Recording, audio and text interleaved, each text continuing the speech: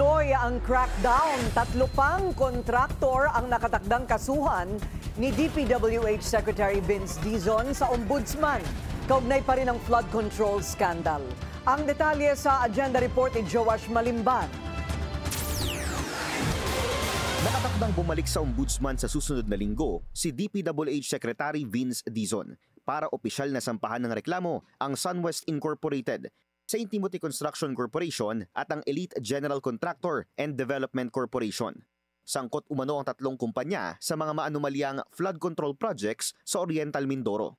Pagmamayari ng mga diskaya ang St. Timothy at Elite General. Pagmamayari naman ng isang Aderma Alcazar ang SunWest. Pero matatandaan na una nang nalink ang kumpanya kay Ako Bicol Party List Representative Zaldico. Ayon kasi sa mga dokumento ng Securities and Exchange Commission, si Ko at ang kanyang mga kapatid ang founders ng SunWest. Ang ipapile natin unang kaso, yung substandard na project na pinakita ni Governor Dulor. 3 po ang contractor doon. 7 packages po ata yun sa aking pagkakalam, no? 5 package ay SunWest ang contractor. At isang package ay St. Timothy at isang package ay Elite.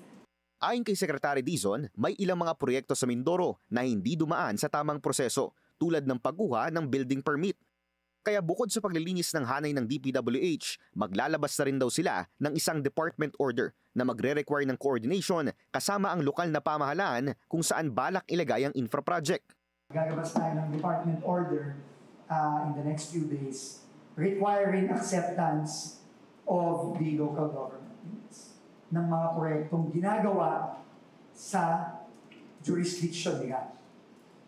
Hindi na pwedeng maulit. Unang-una, illegal yung ginawa sa Mindoro.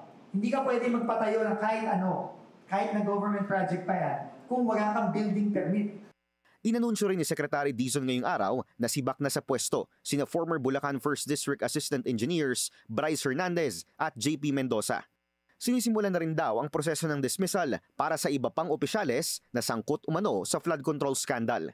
Pagdating sa contractors, blacklisted na ang Wawaw Builders at Sims Construction Trading. Ongoing naman ang blacklisting process para sa lahat ng Diskaya-linked firms.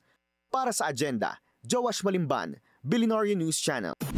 Manatiling nakatutok sa Billionaire News Channel. Sumubaybay sa aming social media accounts at mag-subscribe sa aming YouTube channel para sa mga bago at eksklusibong balita.